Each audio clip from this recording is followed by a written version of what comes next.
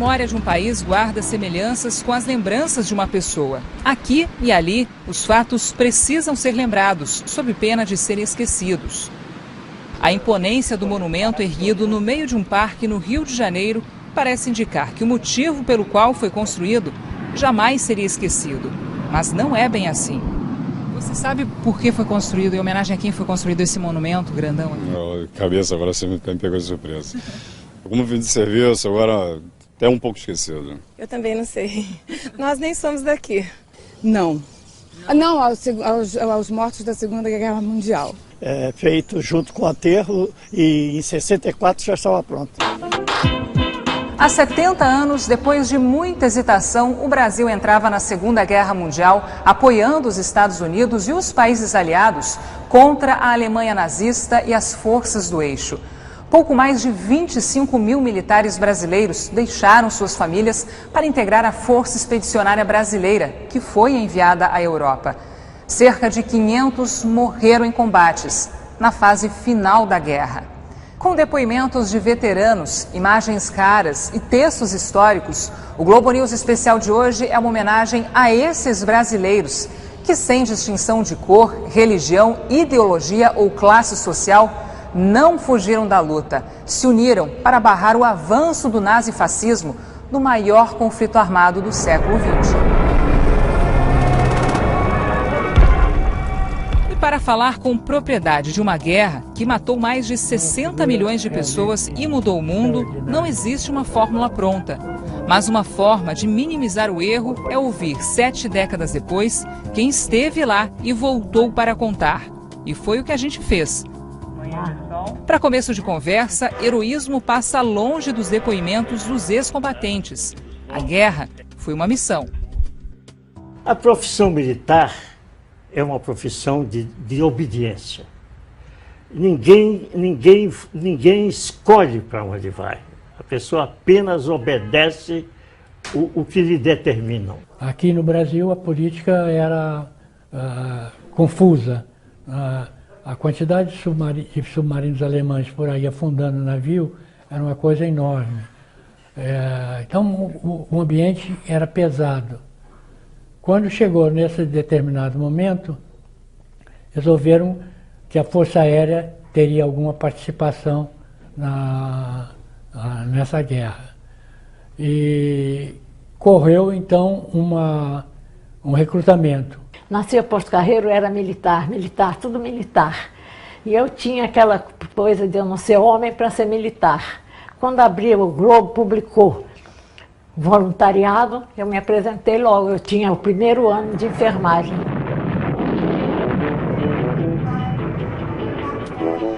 Outra forma de alimentar a memória é tentar ficar perto dos fatos. É buscar gente apaixonada pelo tema, que tem uma relação especial com os fatos e histórias para contar. Gente como João Baroni, mais conhecido como baterista do Paralamas do Sucesso. Mas hoje, aqui, ele é o autor de livros e filmes sobre o papel dos brasileiros na guerra e filho de um ex-combatente integrante da FEB. Existe importância em preservar tudo que diz respeito à história do nosso país, sendo que a participação na Segunda Guerra é um dos muitos temas que passaram muito batidos. Assim, por alguma razão a gente tem essa coisa quase que inserida, né, na cultura brasileira, que é esquecer a sua própria história, que é uma coisa triste, né? A gente não dá valor à nossa própria história. Mais uma maneira de fazer desta homenagem um documento é buscar registros dessa epopeia da FEB, escritos durante a guerra por gente acima de qualquer suspeita, como Rubem Braga. Afinal, o escritor capixaba foi um dos colaboradores do jornal Cruzeiro do Sul, uma das principais fontes de informação dos pracinhas na Itália. E se der para um texto dessa qualidade ser lido e interpretado por um ator de peso como Paulo Betti, tanto melhor para nunca perder a dimensão humana deste drama. A artilharia, os aviões, os tanques e tudo mais apenas ajudam a fazer a guerra. Quem a faz realmente é o soldado da infantaria, é o pobre pé de poeira. É essa pequena e fraca máquina humana feita de músculos e nervos, tão fácil de destruir que agarra a vitória com as mãos. As grandes batalhas do século mecanizado continuam sendo vencidas por esse bicho da terra tão pequeno. Qual foi a importância da FEB na guerra? A importância foi a presença. A importância bélica, a importância militar, é óbvio que uma divisão não pode pesar no cômputo final de vitórias e derrotas, não pode ter uma significação muito importante. Teve uma significação muito importante para nós, tá? Muito importante porque assinalou a presença do soldado brasileiro na Grande Guerra. Muita gente, quando fala na Segunda Guerra Mundial, pensa em operações incríveis, no desembarque na Normandia, na frente oriental lá, os russos, né, capinando baixo, né, até chegar em Berlim. E aí quando você fala no fronte italiano, você... Ah, pois é, mas não era uma guerra terrível, era uma guerra braba mesmo, o couro estava comendo ali, os alemães estavam em cima dos morros e ninguém chegava perto. Inclusive, pela Itália, era uma das estratégias dos aliados para chegar até a Áustria e Berlim. E aí a guerra mudou de eixo, mas a guerra continuou ali. Os alemães mantiveram tropas ali que poderiam estar lutando lá em Berlim ou lá na Rússia. Então houve uma mobilização importante ali, realmente, para poder a guerra continuar. E foi o que aconteceu. Eu não sabia o que esperava aqui de volta, né? Mas com o que eles apresentavam, eu achava que eles iam ficar senhores do Brasil, pelo valor deles. Mas isso aí ia depender de muita coisa, né? Como até hoje vocês veem que não é uma coisa, não dão essa importância ao veterano de guerra. E, no entanto, eles eram de um valor extraordinário. Além do inimigo alemão, os brasileiros que foram para a Itália tiveram que enfrentar inimigos menos óbvios, mas igualmente perigosos. Inimigos como a falta de estrutura e o medo. Eu vi o pânico no combate. Vi. É uma coisa indescritível. Inenarrável o pânico. Então, eu vi o pânico. Então, vi a minha admiração pelo homem brasileiro superar tudo isso. Medo foi uma coisa que abalou muito. Houve gente que teve medo e dominou o medo e foi. Mas colegas nossos, tivemos colegas que, eu tive dois, que tiveram medo, mas nunca negaram uma missão. Outra coisa que é patente assim com a história do Brasil na guerra é a falta de infraestrutura, né? No Brasil tudo se deixava para depois e parece que até hoje é assim, né? Então, se a gente for olhar 70 anos atrás, ainda tem um monte de coisa que a gente está repetindo, né? Os erros são reincidentes, né? O Brasil tem muito que aprender com o que a gente passou durante a Segunda Guerra Mundial. E começaram os preparativos para ir para a guerra. Isso teve várias etapas, momentos difíceis, preparação difícil, incipiente, e as coisas, as perspectivas não eram das melhores. Eram realmente de arrepiar, pensando que esses homens iam para a guerra na Europa, ao lado dos americanos, integrar o 4º Corpo de Exército americano, o 5º Exército americano, e combater com um grande combatente, que era o soldado alemão. Inicialmente, as roupas eram as roupas brasileiras, né? Eram roupas brasileiras que foram substituídas pelas americanas. Quer dizer, no final, todo o nosso equipamento passou a ser americano. É preciso pensar que, nessa ocasião, o Brasil não tinha qualquer indústria. Tudo que nós tínhamos, tudo que o soldado usava, era ou importado ou cedido pelos americanos. As viaturas, tudo era equipamento totalmente estrangeiro. Então a adaptação disso, principalmente porque, uma adaptação muito difícil, porque nós vimos de um exército montado à francesa e agora começávamos a lutar na frente europeia com o exército montado americano? O chefe de treinamento era um oficial americano, que na época era coronel, naturalmente escolhido por eles, e muito bem escolhido, porque foi um homem que soube conduzir todo o nosso treinamento, e se tornou um grande amigo nosso. E quando terminou, eu me lembro, nem sei porquê, eu segundo tenente, e um dia conversando com ele, perguntei a ele por que ele não ia conosco, já que ele tinha feito toda essa parte, por que ele não nos acompanhava.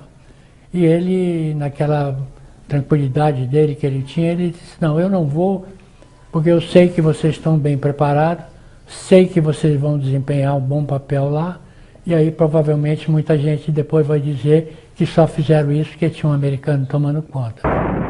O soldado brasileiro superou tudo isso com extrema dificuldade, mas com um imenso valor, com uma dedicação, com um estoicismo. Aquele homem que eu vi em São João del Rei era outro agora, era outro, ele superava completamente, era capaz de coisas inacreditáveis.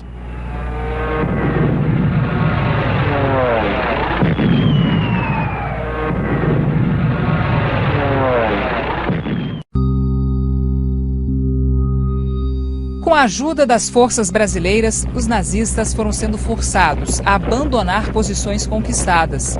No fronte italiano, como na frente oriental, era o início do fim. De um modo geral, o nazista sabe que não voltará. Lenta ou apressadamente, do sul para o norte, do ocidente para o oriente, do oriente para o ocidente, o alemão recua e sabe que não voltará. Chegará o dia, talvez próximo, em que ele não terá mais para onde ir, a não ser para o inferno. Sim, este soldado alemão desta guerra está condenado, mas o fascismo pode voltar. E estamos chegando no momento de decidir este problema. Fazer com que o nazista não volte, com este nome ou com outro nome qualquer, na Alemanha ou fora da Alemanha. Ele pode brotar outra vez do chão, na Europa ou na Ásia, ou mesmo em nossa América. E ninguém se iluda. Acabar com as injustiças nacionais e sociais, que são o caldo de cultura do fascismo e das guerras, será uma grande luta do povo e uma luta mais dura. Mas creio que vale a pena lutá-la, pela mesma razão que vale a pena lutar esta guerra de hoje.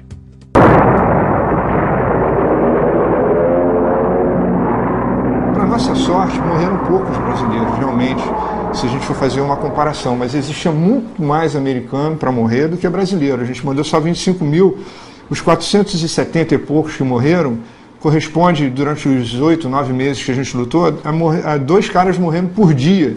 Quer dizer, é uma guerra, enfim, foi gente lá morrer, era bala de verdade, era sangue de verdade, né?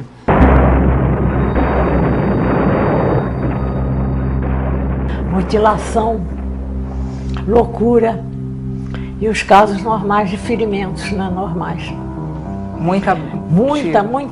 Eu quando na enfermaria, eles eram formidáveis, cortavam perna, cortavam braço, eu saía da enfermaria, ia na minha barraca, chorava para voltar, e voltava recuperada e enfrentava.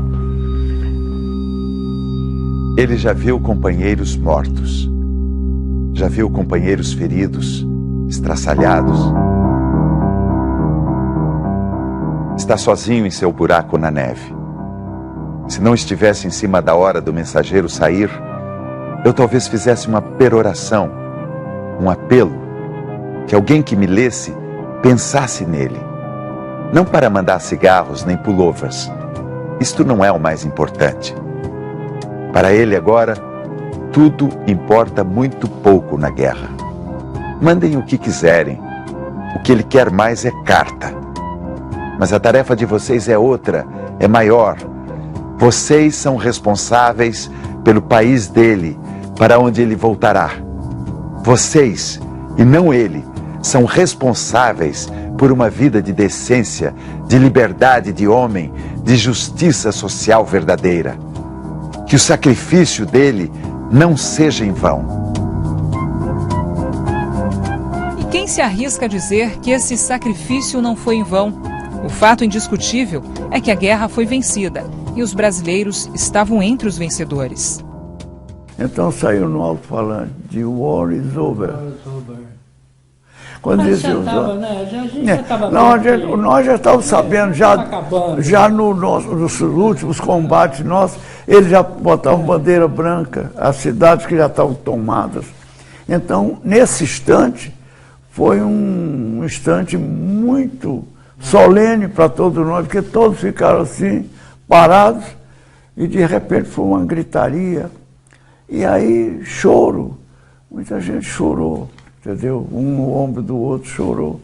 Viu dar tiro para cima. Foi uma alegria fora do comum. Esse último dia da guerra. A paz.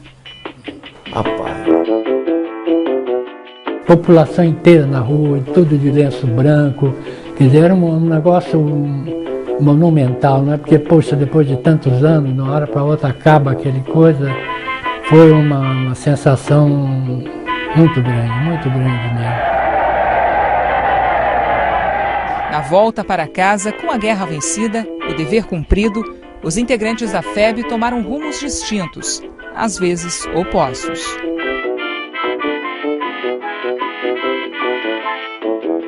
Carreira militar é a carreira da obediência. Eu fui para a presidência da República como fui para a guerra, porque me mandaram ir, tá? Eu vi o general Médici, por quem eu tenho o maior respeito, o maior carinho. Eu vi o general Médici pela primeira vez na vida, no dia em que ele me convidou para trabalhar com ele, tá? Para você ter uma ideia do que é o dever, o que é a disciplina e o dever militar. Por outro lado, nunca desempenhei qualquer função política. Eu não aderi à Revolução. Não. Eu tinha a consciência, eu tenho uma carta de meu pai, que eu abri o meu livro. Com essa carta ele me escreveu em 31 de março de 39. Ele disse assim: Rui, és cadete, amanhã, depois, mais tarde, general. Agora deves dobrar os teus esforços, estudar muito. Ser um patriota verdadeiro e não te esqueças que a força somente deve ser usada a serviço do direito. O povo desarmado merece o respeito das Forças Armadas. O soldado não conspira pelas instituições pelas quais jurou fidelidade. Se o fizer, trai os seus companheiros e pode desgraçar a nação.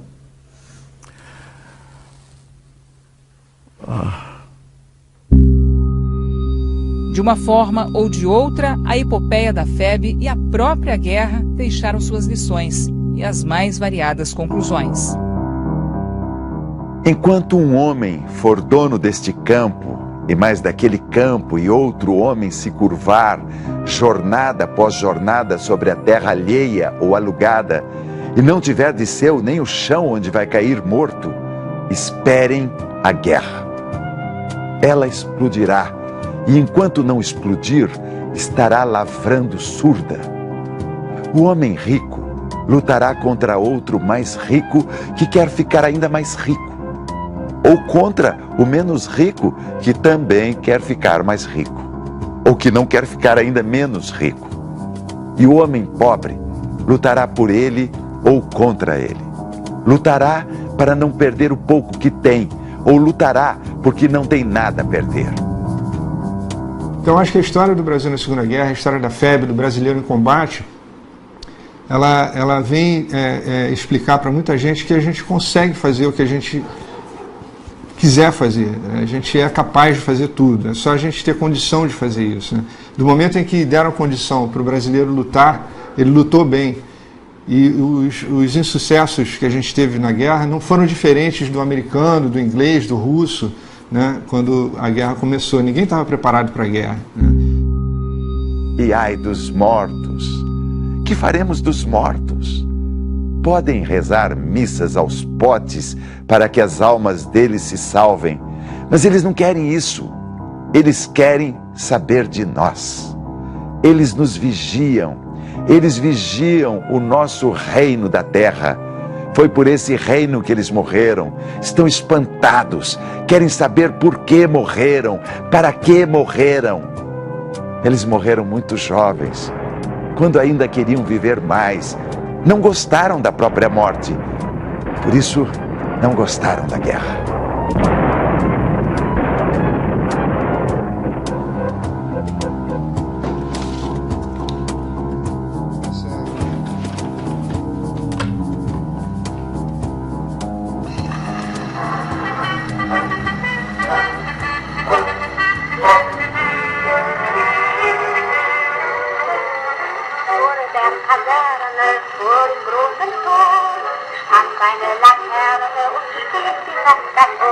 Atenção! Falando a estação rádio da Força Expedicionária Brasileira, que está transmitindo mensagens dos soldados expedicionários para as suas famílias no Brasil. Alô, mamãe! Mensagens de saúde e felicidade para todos de força! Brasileiros, estaremos juntos, se Deus quiser! Bondosa mamãe, é com o coração cheio de saudade que vos envio estas palavras para dizer que estou bem de saúde, sinto-me alegre em virtude de nossa gloriosa Força Expedicionária Brasileira ter conquistado grandes vitórias, honrando a nossa bandeira e os grandes nomes Brasil. Esta transmissão teve lugar, província de Nápoles, às 21h30, hora da Itália, do dia 2 de julho de 1945. Ouvintes do Brasil, boa noite.